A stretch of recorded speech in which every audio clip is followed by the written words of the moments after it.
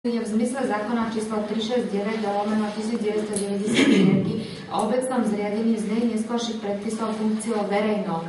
Starosta nie je zamestnancom obce a voľbou do funkcie sa mu nezakladá pracovnoprávny vzťah v obci. Dané konštatovanie vychádza zo zákona číslo 253/1994 zbierky zákonov o právnom postavení a platových pomeroch starostov obcí a primátorov miest znení neskorších predpisov, ktorý v ustanovení paragraf 2 odsek 1 uvádza.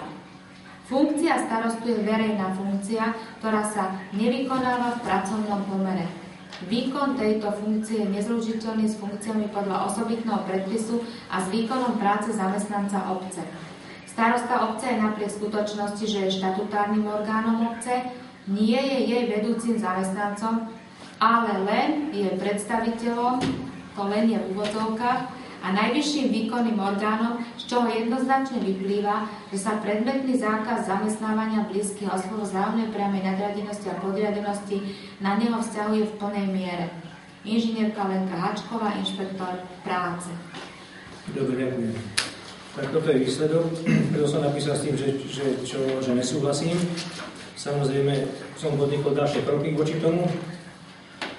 Lebo ja mám vyjadreného špecialistu pre pracovné právo a sociálnu politiku, nebudem tu čítať, to ja mám vyjadrenie, a týmto som sa znovu odvolal, tam mi dali podnet na toto, že to není porušenie, na keď chceš prečítať to, a však, jak chceš, toto môže prečítať.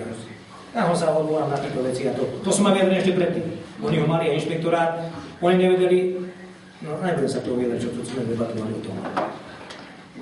To je ešte z roku 2011. No však to ja som to mal toto všetko systémne, rozumieš? Špecialista pre pracovné právo v Bratislave. A tam som to aj podal celý tento spis, som im prefotil, sa im to tam poslalo, tam to majú a uvidíme, čo s tým bude. Čiže ja s tým nesúhlasím, jasná vec. Dobre. Môžeme poprosiť fotokopiu tej správy? Čoho? Tohoto? Však to máš, nemáš to ty? No. A však kedyže výsledek? Ja neviem výsledok, preto som to neviem. A prečo si, jak si vieš, že to bolo vyhotovené?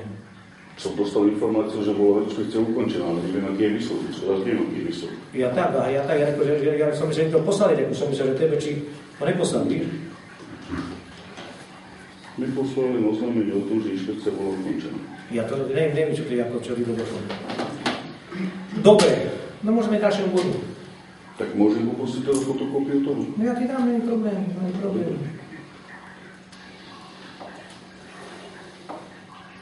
No. A ja by som poprosil pani poslankyne a pánov poslancov, aby sa k tomu vyjadrili. Pretože to je vyjadrenie kompetentného orgánu, ktorý je jediný oprávnený v tomto dať povinný právny názor. Ten ste dostali. Prosím, dámy poslankyne, pani poslanci, aby ste sa k tomu vyjadrili. Už aj z toho dôvodu, že svojho času, keď sa prijímal štatút, my sme navrhovali bod do štatútu, ktorý vami schválený nebol. Teraz máte oficiálne stanovisko kompetentného oficiálneho orgánu, ja prosím, aby ste sa k tomu vyjadrili a podľa možnosti nerobiť. To ešte nie je ukončené. Ako ti môžem povedať? To ešte nie je ukončené, môžeš pôjde na súd. Rozumíš mi? Súdom to môžeš nechať preskúmať. Prosím? Že súdom to môžeš nechať preskúmať toto. To je pravda. Súd je k tomu kompetentný. Ja ešte čakám z tej Bratislavy, čo mi to na toto odpovedať, to majú, rozumíš ma? Uvidím čo? Lebo ja som to otvorené povedal týto. Títo boli tiež na váškach, oni boli z vrchu dostali takéto odredy. Títo, čo boli 13, tiež sú prekvapení. To je ten názor. Od toho špecialistu, to je špecialista pre pracovné právo. Pán starosta, to už si nám čítal. Čítal som na to nečítal. Čítal si, keď sme prijímali štatút. No nie, toto som ešte tedy nemal. To som mal len od čo národí školenie starostom a pracovníkom obecného úradu. Áno, to si čítal, keď sme prijímali štatút. No, ale toto nie je ešte. A však to ma nemusím čítať, to je moje záujem toto, riešiť to, a to samozrejme bude riešiť.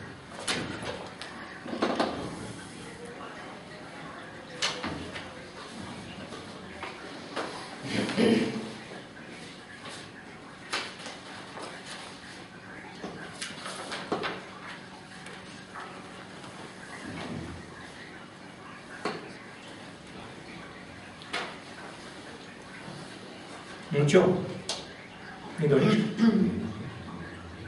No ja neviem, ja som vyzval pani poslankyne, pánov poslancov. by sa k tomu vyjadrili a proste sa tu hrá na rybu, ja neviem, čo sa tu robí. Prosím? Hrá sa tu na rybu, ja neviem, čo sa tu robí. Majú sa k tomu vyjadriť. Už aj z toho dôvodu, že keď sme prijímali štát, tak sa vyjadrovali inak.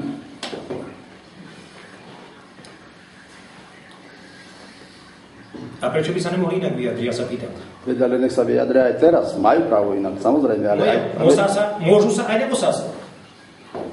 Patrilo sú zástupcovia obce, sú volení zástupcovia obce. A toto je závažný problém, pre ktorý obec bola pobúrená. Aj my sme volili do parlamentu. A za 4 roky sú tam, čo vyhlása, že za 4 roky neprihlásia do diskusie. Výborné. Ďakujem. Ja môžem takéto vyjadrenie. Bolo to roku 2003. Ja tedy nevím, aké boli zákony, keď ona nastúpila. Nesmej sa, Pálko. V roku 2011 sme to preberali. Čo ja to ja vím, ja poviem, keď to bolo. A on jak hovorí, že sa odvoláva, keď sa odvoláva, uvidíme, jak to skončí. To je môj názor. Lebo dneska som tu predtým hovoril, aké sú tí zákony, paragrafy. Víš, jak či čenteš a tak ďalej. Teraz to bolo televízie. Není človek hlupý, keď pozerá, ako ten svet ide. Čo sa zdá, jasne není. Ja poprosím, nezahováraj to bokom. Toto je kompetentné vyjadrenie kompetentného orgánu. Čo dobre. A nezahováraj to bokom niekam do roku X. No ale ešte aj vyšší orgán. Je to aktuálne a prosím, aby sa k tomu vyjadrili. No.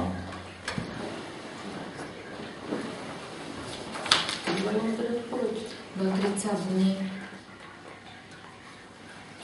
Nie, to je do 30 dní. To im ja dávam odpoveď,